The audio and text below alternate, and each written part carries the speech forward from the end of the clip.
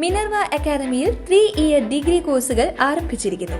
Medical lab technology, operation theatre technology, cardiac care technology, dialysis technology, hospital sterilisation (CSSD), radiology technology, optometry technology കൂടാതെ hospital management MBA കോഴ്സുകളും ആരംഭിക്കുന്നു. Minerva academy. Contact number 9995373833 അല്ലെങ്കിൽ 9895841933. Minerva Academy, skill and professional studies. നമസ്കാരം, Anytime ന്യൂസിലേക്ക് സ്വാഗതം.